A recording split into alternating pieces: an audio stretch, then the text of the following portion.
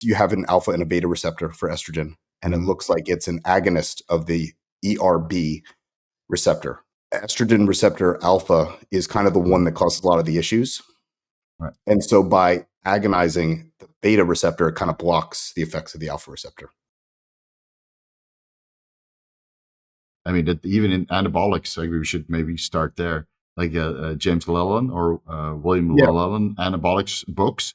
I mean, when you look at the anabolic to androgenic ratio and ratings of trenbolone acetate versus nandrolone acetate, and then you try to research it, you're like, wait a minute, this is not correct at all. No, There's- it's Yeah.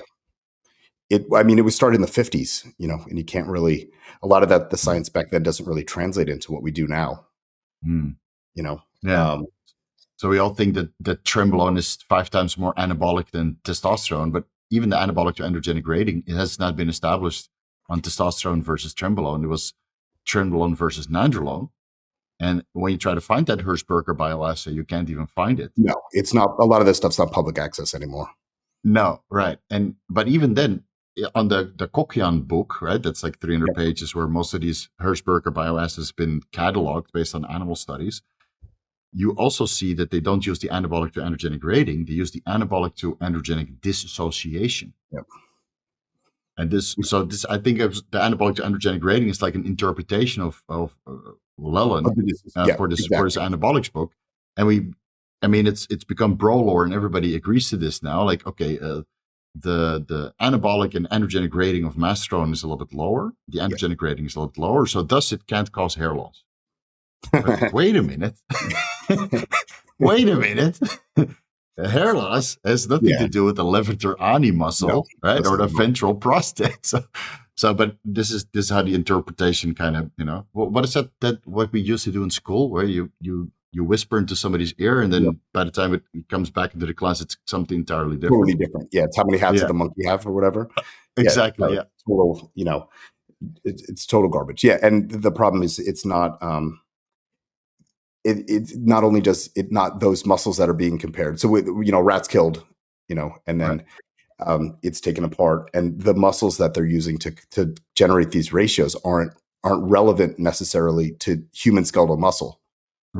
Right. So I mean, even on the most basic level, it doesn't really apply. Like trenbolone doesn't build 5 times the amount of muscle as testosterone.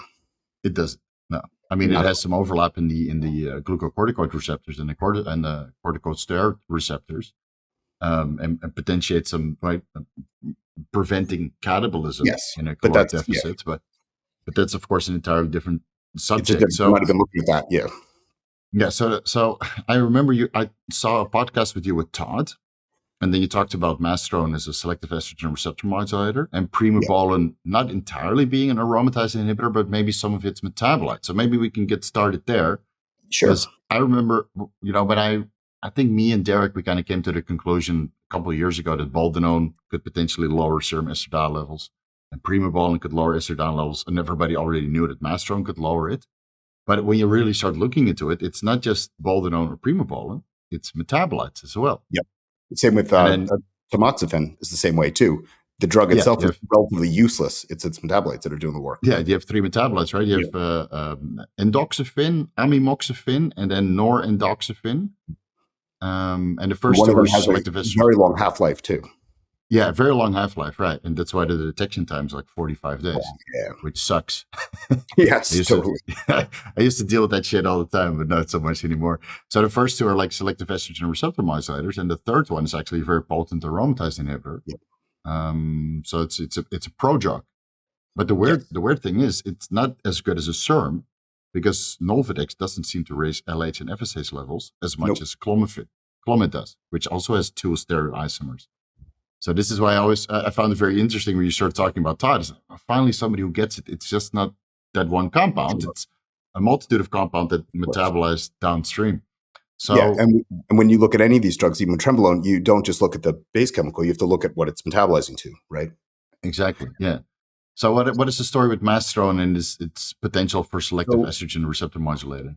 Kind of where we stand right now. We're still working on this. Where it looks like you have an alpha and a beta receptor for estrogen. And it looks like it's an agonist of the ERB receptor, which estrogen receptor alpha is kind of the one that causes a lot of the issues. Right. And so by agonizing the beta receptor, it kind of blocks the effects of the alpha receptor.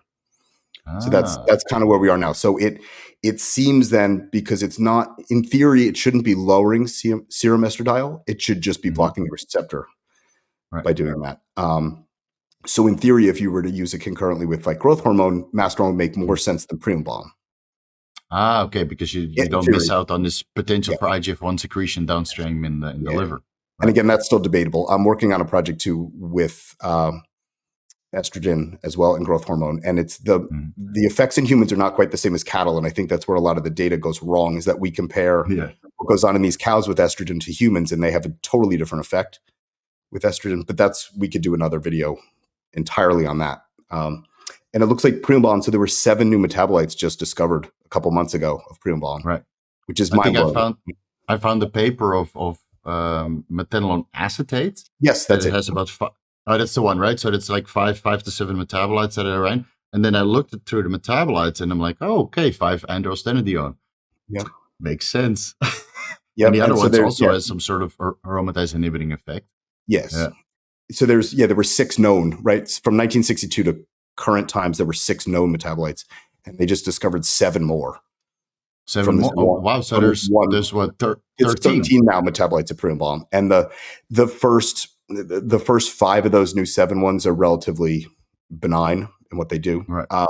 It's the last 2 that are kind of cool. So the last one, it blocks TNF alpha, which is an inflammatory response. So where I think the research is headed is they want to use either that metabolite or Primobolan as a possible replacement for cortisone, right? So instead of injecting it into someone who has a chronic inflammation and long-term destroying the tissue, perhaps we can actually build the tissue at the same time as blocking the inflammation.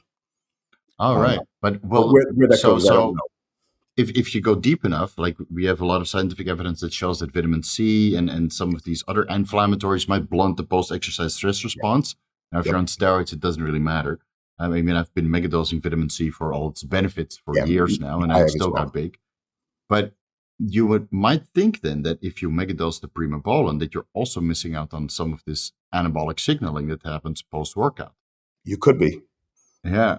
There's a lot of potential there. So that's kind of where that left off. So so people can understand, they use acetate because it metabolizes easier, and they use basically fungus to metabolize it. It mimics what goes on inside the human body with hydroxylase. So it was just a faster way to get this process rolling versus like put it through an animal and see where it goes. And the cool thing is the 6th one out of 7 new metabolites produces an AI called atomistane. And atomistane, ATAMESTANE. Okay. Yeah. And that actually seems to be a suicide AI as well. I'll send you the data on this. It's pretty cool. That's stuff. Fucking crazy. What quantity is present, I don't know. Right. So what I always figured is, of course, Primobolan, Masteron, they're DHT derivatives, and DHT has been shown to reduce the conversion of testosterone to estradiol.